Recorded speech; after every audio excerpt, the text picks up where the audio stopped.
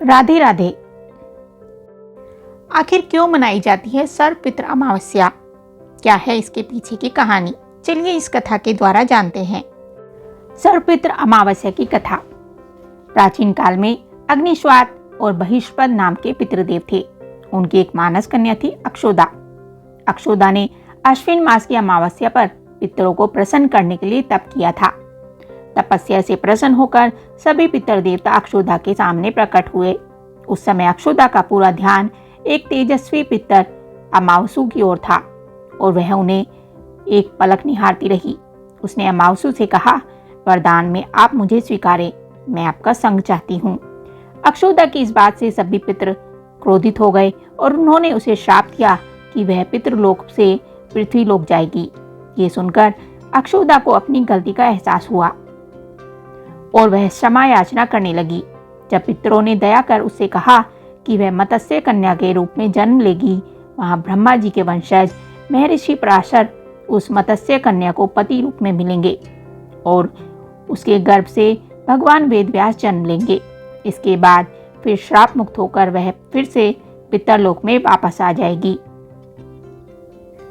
पितृ अमावसु से प्रसन्न होकर अन्य पितरों ने उनकी सराहना की और उन्हें वरदान दिया कि स्त्री के सौंदर्य के आगे आपने अपने मन को स्थिर रखा और अपने नियम पर अडिग रहे, इसलिए ये तिथि आपके नाम से अमावसु के रूप में जानी जाएगी। ऐसा कहते हैं कि तभी से ये दिन सर्वपितृ अमावस्या के रूप में प्रसिद्ध हुआ। अश्विन मास की पितृ अमावस्या का धार्मिक महत्व बहुत ज्यादा माना गया है, क्योंकि यह पितृपक्ष में किए जाने वाले श्राद्ध, तर्पण और पिंडदान का अंतिम दिन होता है। जानकारी अच्छी लगे तो वीडियो को लाइक कीजिए और चैनल को सब्सक्राइब भी कीजिए। और हाँ, अगर हमारे लिए कोई सजेशन हो तो आप हमें कमेंट करके बता सकते हैं।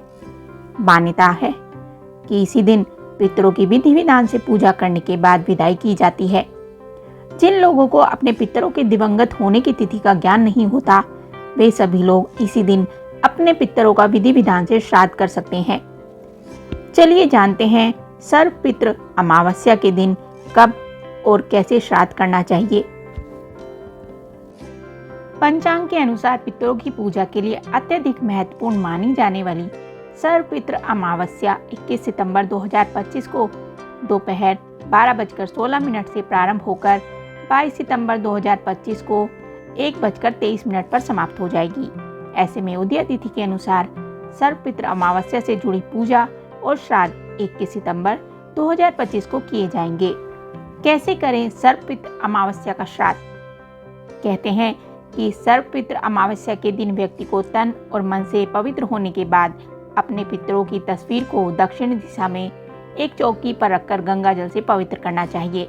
इसके बाद पुष्पमाला अर्पित करने के बाद धूप दीप दिखाना चाहिए। इसके बाद पंचबली निकालना चाहिए।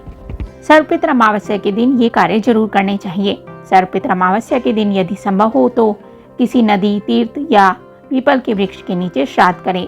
सर्वपितृ अमावस्या पर पितरों के श्रद्धा के साथ ही तर्पण और पिंडदान आदि करें।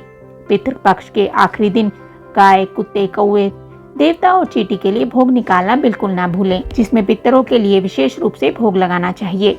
सर्वपितृ अमावस्या के दिन ब्राह्मण को भोजन कराने के लिए एक दिन पहले ही आदर पूर्वक आमंत्रित करना चाहिए और उन्हें भोजन कराने के साथ जितना आपका सामर्थ्य हो अंधन आदि का दान करना चाहिए।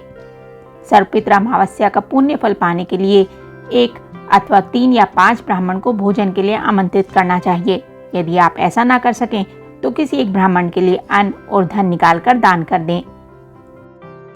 ये कथा और जानकारी आपको कैसी लगी हमें कमेंट करके जरूर बताएं। साथ ही वीडियो को लाइक करें, चैनल को सब्सक्राइब करें। धन्यवाद।